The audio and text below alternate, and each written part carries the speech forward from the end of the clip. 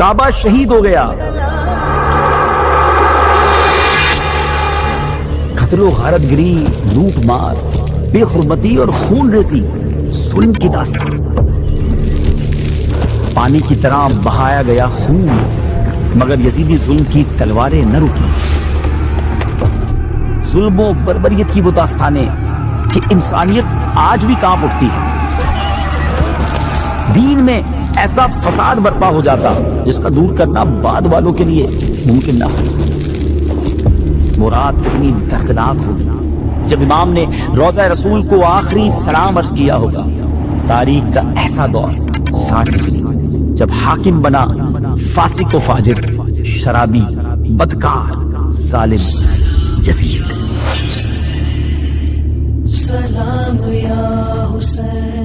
السلام علیکم ورحمۃ اللہ وبرکاتہ۔ ناظرین، ویب سیریز کا نام ہے داستان کربلا، اور آج کے ایپیسوڈ میں بات ہوگی اس شخص کے بارے میں جس کا نام تاریخ کے سیاہ ترین اوراق میں ہمیشہ ملامت اور رسوائی کے ساتھ لیا جائے گا۔ وہ شخص جس کی پیشانی پر اہل بیت اطہار کے ناحق خون کا ایک ایسا بدنما داغ ہے جو رہتی دنیا تک نہیں مٹ سکے گا۔ وہ بدنصیب انسان یزید ہے۔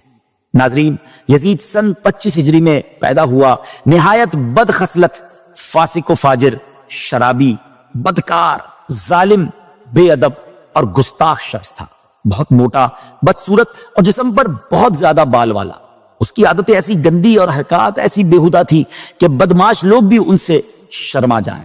اس نے محارم رشتوں سے نکاح جیسے کبھی کام کو رائج کیا، یعنی وہ رشتہ دار جن سے نکاح حرام ہے اس نے ان رشتہ داروں سے نکاح رائج کروا دیا تھا۔ سود اور دیگر حرام کاموں کو کھلے عام پھیلایا۔ اس نے مدینہ طیبہ اور مکہ پاک کی بے حرمتی کی اور ظلم و بربریت کی وہ داستان رقم کی کہ انسانیت آج بھی کانپ اٹھتی ہے۔ ناظرین، امام حسین رضی اللہ تعالیٰ عنہ کی شہادت کے بعد بھی یہ ظالم رکا نہیں۔ اس نے مسلم بن عقبہ کو 12 یا 20 ہزار کے لشکر کے ساتھ مدینہ طیبہ حملے کے لیے روانہ کیا۔ پھر مدینہ، ہاں وہ مدینہ جہاں سرکار دو عالم علیہ السلام آرام فرما ہے، اس پاکیزہ اور مقدس شہر کی حرمت کو نشانہ بنایا گیا۔ ظلم و ستم کا ایسا طوفان برپا کیا گیا کہ اللہ پاک کی پناہ تقریباً 700 جلیل القدر صحابہ کرام اور عام مسلمانوں کو ملا کر 10,000 سے زائد نفوس قدسیہ نے جام شہادت نوش کیا، اور خاک مدینہ ان پاک باز ہستیوں کے خون ناحق سے رنگین ہو گئی۔ ایسے ایسے دل خراش مظالم ڈھائے گئے کہ قلم لکھنے سے قاصر ہے اور زبان انہیں بیان کرنے کی تاب نہیں لاتی۔ اور جب مدینہ منورہ میں اس عظیم سانحے کے بعد بھی ان ظالموں کی سرکشی کم نہ ہوئی تو یہی لشکر مکہ مکرمہ کی طرف بڑھا۔ وہ مکہ جس کی طرف رخ کر کے پوری امت نماز پڑھتی ہے، وہ کعبہ جسے دیکھنا عبادت ہے، اس مقدس مقام پر پتھروں کی بارش کی گئی جس کی وجہ سے مسجد الحرام کے ستونوں کو نقصان پہنچا۔ صحن حرم پتھروں سے بھر گیا اور ان ظالموں کی سرکشی کی وجہ سے غلاف کعبہ اور چھت کو بھی نقصان پہنچا۔ اسی چھت میں وہ مبارک سینگ محفوظ تھے جو حضرت اسماعیل علیہ السلام کے فدیے میں قربان ہونے والے دمبے کے تھے۔ وہ تبرکات بھی اس واقعے میں جل گئے۔ کئی دن تک بیت اللہ شریف غلاف کے بغیر رہا اور اہل مکہ شدید تکلیف اور خوف میں مبتلا رہے۔ خلاصہ یہ ہے کہ یزید نے ظلم اور احکام شریعت کی مخالفت کی ہر حد پار کر دی۔ ناظرین، حضرت سیدنا امیر معاویہ رضی اللہ تعالیٰ کی وفات کے بعد سن 60 ہجری میں یزید تخت سلطنت پر بیٹھا۔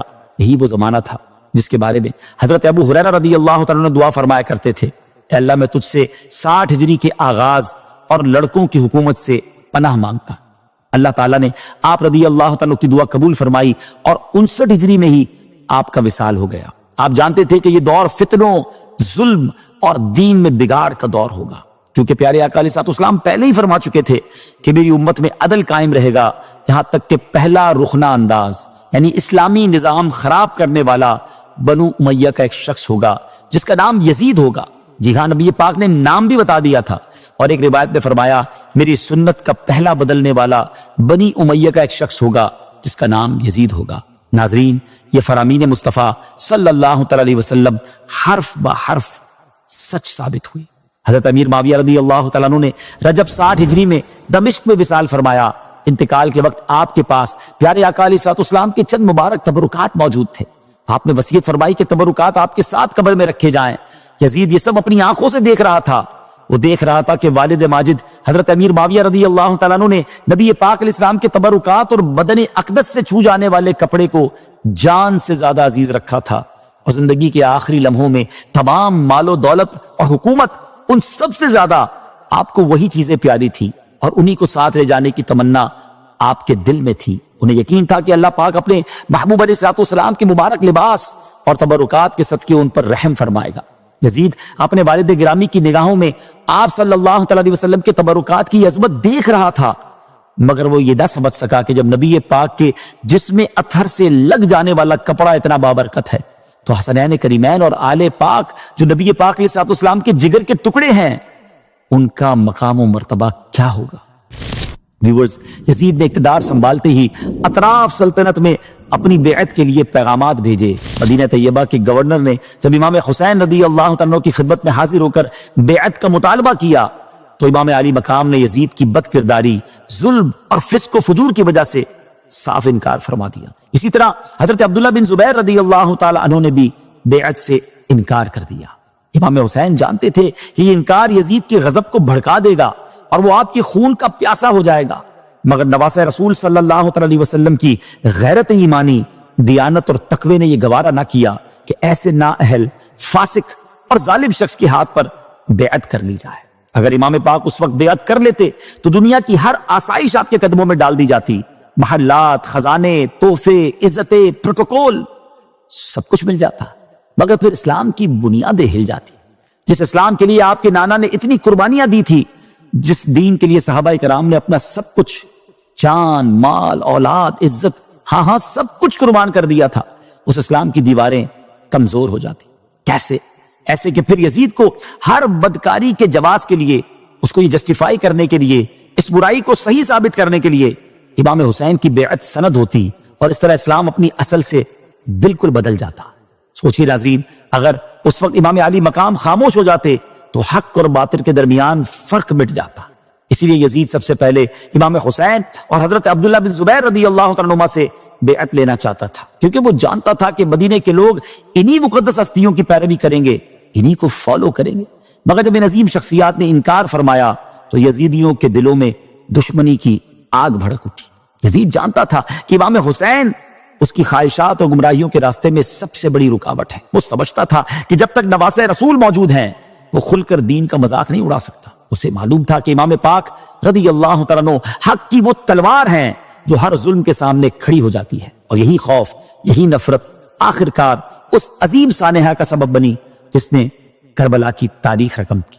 ناظرین، وہ دردناک رات تھی 4 شعبان سن 60 ہجری، جب امام علی مقام کو مدینہ طیبہ چھوڑنا پڑا۔ ذرا سوچئے، وہ مدینہ جہاں رسول خدا علیہ السلام آرام فرما ہے، وہ گلیاں جہاں امام نے بچپن گزارا، وہ شہر جو ہر عاشق رسول کی جان ہے، آج نواسہ رسول کو اسی مدینے کو الوداع کہنا ہے۔ وہ لمحہ کتنا کربناک ہوگا جب امام نے روضہ رسول پر حاضری دی ہوگی، جب آخری بار مدینے کی فضاؤں کو دیکھا ہوگا، جب اہل بیت کے دل غم سے ٹوٹ رہے ہوں گے، مگر دین بچانا تھا، اسلام کی اصل روح کو محفوظ رکھنا تھا، اور حق کی خاطر قربانی کی راہ اختیار کرنی تھی۔